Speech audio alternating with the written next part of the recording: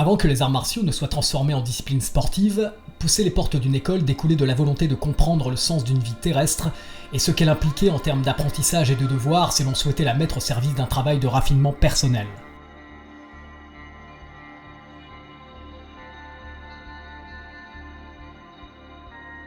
Il s'agissait donc avant tout de donner un nouvel axe à son existence. C'est un travail de transmutation qu'on souhaitait faire en vue de développer une certaine philosophie de vie, des qualités humaines, mais aussi bien entendu des potentiels psychiques, techniques, sensoriels et physiques grâce à la mise en pratique des enseignements reçus.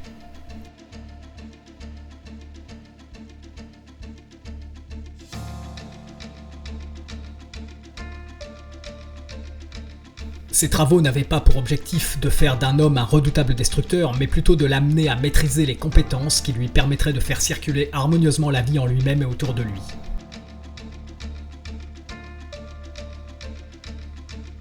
Il fallait donc vouloir recommencer sa vie sur de nouvelles bases, mourir et renaître en somme, comme le fait la nature au printemps, dont les fleurs de prunier annoncent la venue. Lorsqu'un être humain naît, ses premiers apprentissages consistent à lui permettre de comprendre par l'expérience sensorielle le fonctionnement du monde matériel qui l'entoure, ses lois, ses règles. Ensuite, il va se connecter progressivement aux éléments de son véhicule d'incarnation et en comprendre les rouages. Puis il sera invité à se redresser, à apprendre à se tenir debout et enfin à marcher.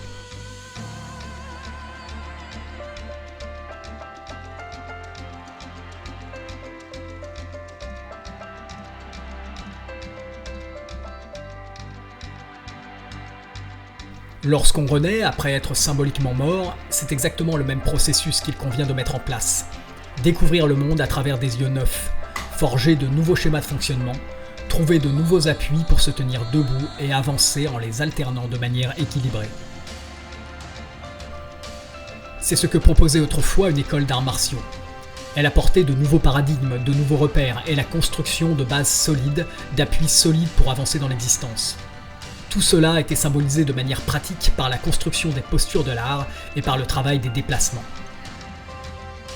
Qu'est-ce qu'une bonne posture dans la vie, si ce n'est une posture qui nous permet de pouvoir faire face à l'adversité ?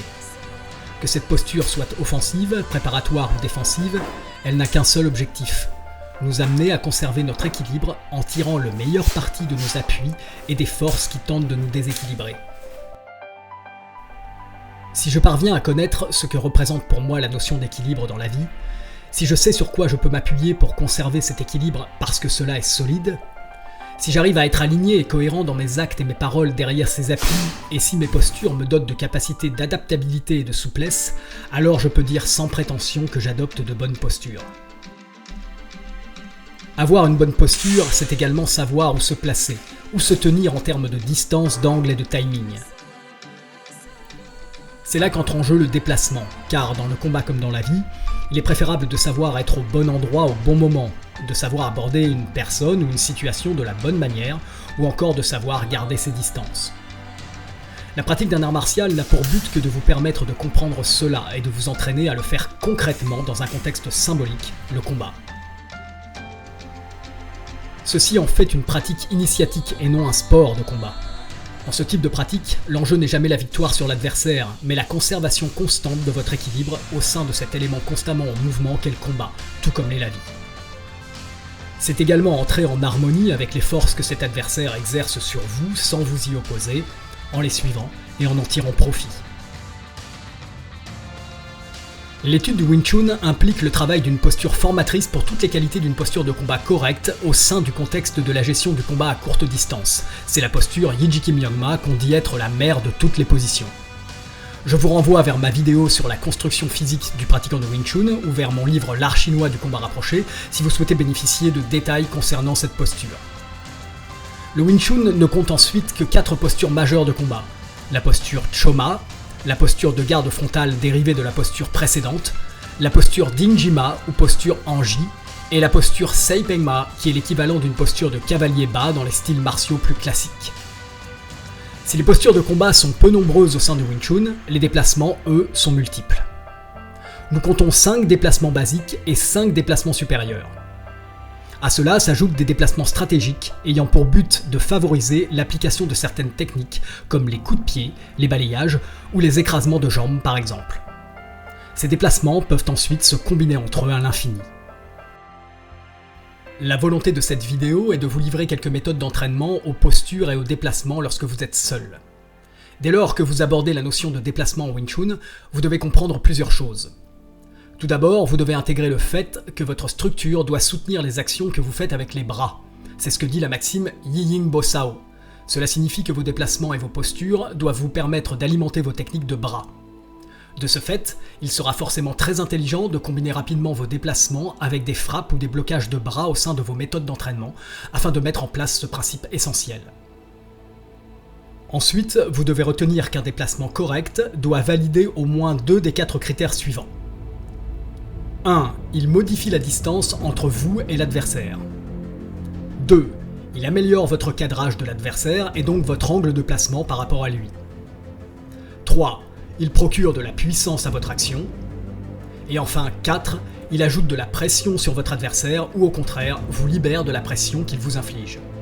Il faudra donc, si vous travaillez seul, mettre en place des exercices cohérents par rapport à ces critères. On ne va par exemple jamais s'entraîner à produire un déplacement sur l'avant coordonné avec un blocage. Cela signifierait qu'on avance vers l'adversaire alors que celui-ci nous attaque. Commençons par étudier le premier déplacement du Wing Chun, le déplacement Choma, que l'on traduit généralement par pivot, mais qui fait référence à l'assise d'un cavalier, ma voulant dire cheval. Ce déplacement se fait sur les talons, c'est-à-dire sur la partie du pied qui s'ancre dans le sol lors de la marche, contrairement à la balle du pied qui, elle, propulse la marche. Nous avons donc 2 parties yin-yang dans un pied, le talon qui réceptionne les impacts lors de la marche, et la balle du pied qui propulse le corps.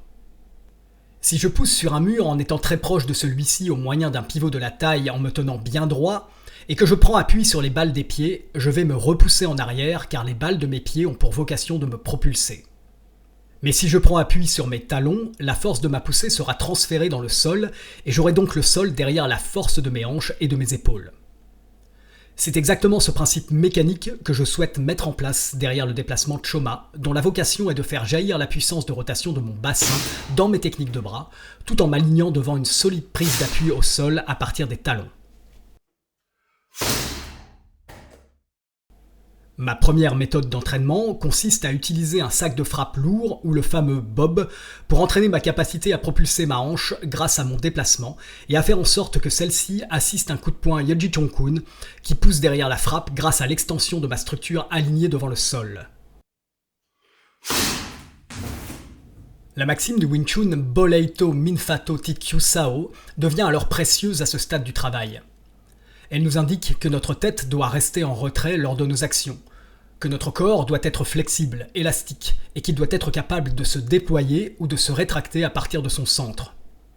Enfin, elle nous indique une précision qui n'est souvent que partiellement comprise au début de la pratique du Wing Chun. Le pont de bras ou l'avant-bras doit être comme de l'acier. Bien entendu, en entendant cela, la première chose qui nous vient à l'esprit, c'est qu'il faut avoir des avant-bras solides, durs comme de l'acier, lorsqu'on fait du Wing Chun. C'est en partie vrai, mais inutile de se taper les avant-bras contre des arbres tous les jours, la pratique régulière du Wing Chun va renforcer naturellement et graduellement la densité des os des avant-bras et la circulation du sang dans leurs muscles. Ce qu'il faut aussi entendre dans cette maxime, c'est que l'avant-bras doit être considéré comme un élément rigide propulsé par un corps souple, le fameux corps de coton. Si vous avez en tête l'image du bélier utilisé par les forces de l'ordre pour enfoncer les portes, vous avez saisi le concept. Ainsi, vos bras doivent avoir une flexibilité modérée dans votre pratique générale pour que vos avant-bras puissent être alignés et propulsés par le corps. Les coudes ne doivent pas sortir de leur ligne afin que les bras soient assistés par les mouvements des épaules, du dos, de la taille, des hanches, des genoux et des pieds. Je rappelle au passage que le Wing Chun est un style féminin qui, par ce terme, vous invite à utiliser prioritairement votre structure et votre souplesse plutôt que votre force, même si vous êtes capable de le faire. Dès lors que tous ces éléments théoriques se mettent en place dans votre esprit, vous saisissez que votre entraînement va consister à construire la cohérence structurelle entre vos appuis et les points de contact avec l'adversaire en équilibrant le souple et le rigide, le doux et le dur. Si pivoter sur vos talons génère un problème, vous pouvez utiliser l'anneau de bois pour vous aider à bloquer vos talons durant vos déplacements jusqu'à ce que vous trouviez le lien entre le pivot de vos hanches et l'ancrage au sol à partir des talons.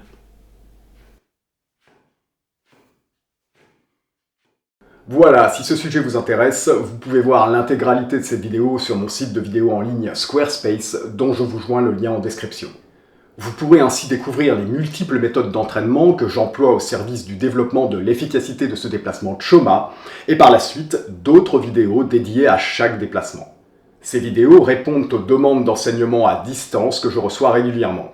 J'estime personnellement qu'on ne peut pas enseigner les arts martiaux à distance. On peut cependant constituer des supports vidéo qui contiennent une multitude d'informations afin de permettre à ceux qui n'ont pas la possibilité d'accéder à une école digne de ce nom, de bénéficier d'explications et de conseils clairs pouvant les amener à mettre en place des méthodes d'entraînement constructives. Il y a quelques années, j'ai constitué une série de vidéos démonstratives qui présentaient les éléments décrits dans mon livre L'art chinois du combat rapproché. Un livre qui présente les bases de l'école Close Range Combat Academy de mon professeur Randy Williams. Ces vidéos sont en libre accès sur ma chaîne YouTube sous le nom l'ACDCR pour l'art chinois du combat rapproché. Une personne qui aura étudié ce livre et travaillé avec les vidéos associées dispose normalement déjà de bonnes connaissances, mais il lui manque sûrement des méthodes de travail. C'est pourquoi j'ai créé un site sur lequel je vais m'appliquer à dévoiler régulièrement des méthodes d'entraînement et des éducatifs. Je donne beaucoup d'informations gratuitement sur ma chaîne car j'estime que c'est une bonne manière de montrer la richesse de l'école de Wing Chun CRCA et la pédagogie que j'emploie. Ainsi, ceux qui me contactent le font parce que c'est ce type d'enseignement qu'ils veulent. De ce fait, les gens qui veulent autre chose ne viennent pas le chercher chez moi. C'est une manière pour moi d'économiser du temps et de l'énergie en m'entourant d'élèves qui adhèrent à mon enseignement. Mais je dois malheureusement aussi veiller à ce que ce travail de publication vidéo ne soit pas un travail à pure perte. Je souhaite qu'il puisse s'autofinancer, c'est pourquoi j'ai créé ce site Squarespace qui propose un abonnement mensuel à 22 € pour accéder à toutes mes vidéos éducatives, sans obligation d'engagement annuel. Ce site sera enrichi régulièrement au fil des mois avec des vidéos ouvrant de larges fenêtres sur les méthodes d'entraînement que j'emploie au sein de mon école. Des méthodes que vous pourrez reproduire seul ou avec un partenaire, sans ou avec du matériel. Bien entendu, je continuerai à traiter des sujets sur YouTube, mais moins techniques que ceux qui seront sur Squarespace. Voilà pour cette présentation, j'en profite également pour vous parler du stage d'été que je dirigerai sur les communes de Vence et de Villeneuve-Loubet dans les Alpes-Maritimes du 8 au 12 juillet prochain. Ce stage sera dédié à l'étude du Tai Chi Chuan le matin et du Wing Chun le soir. Les multiples applications du registre technique du Siulin Tao constitueront le thème principal de la partie Wing Chun de ce stage. Mais je vous laisse un lien en description pour découvrir en détail le programme si jamais celui-ci suscite votre intérêt. Voilà pour aujourd'hui, je tiens à remercier encore tous ceux qui soutiennent mon travail. Je vous dis à très bientôt.